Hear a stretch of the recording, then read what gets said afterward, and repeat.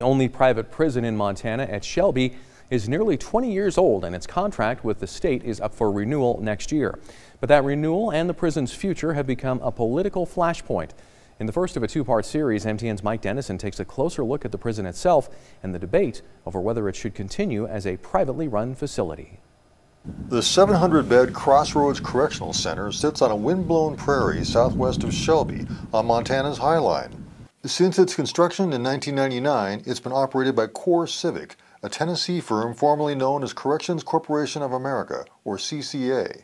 It holds 600 inmates from Montana's correctional system and nearly 100 federal inmates. Unlike some private prisons, CROSSROADS hasn't been marred by scandal or financial problems. Still, critics say the prison is a weak link in Montana's correctional system.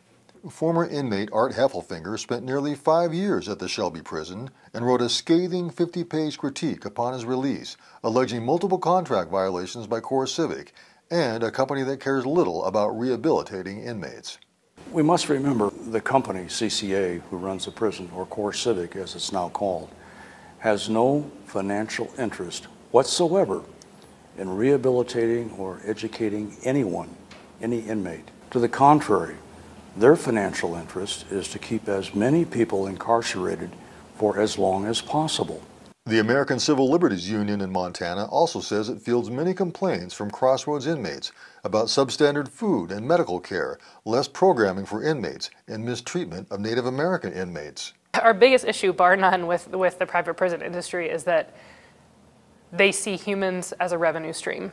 Prisoners should not be seen as a supply. They should be seen as humans who are deserving of dignity and fairness in the process. MTN News visited the prison last week. In addition to prison staff, CoreCivic also had a lobbyist and its national communications director on hand for the visit.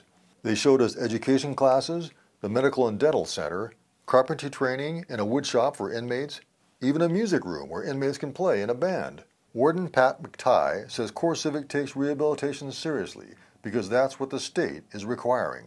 We are into the reentry programs because no matter who comes through these doors, they may be either your or my neighbor tomorrow or the next day. So you prepare them for the outside. In 2016, the legislature's Audit Division conducted a lengthy examination of the prison.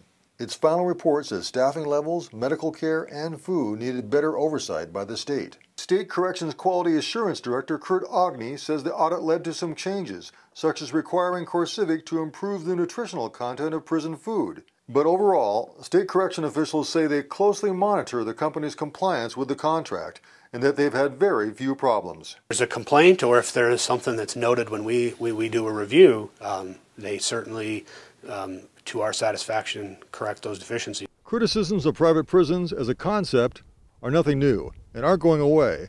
But when it comes to this private prison, folks here in Shelby don't see it that way. We'll talk about that view more tomorrow. Reporting from Shelby, Mike Dennison, MTN News.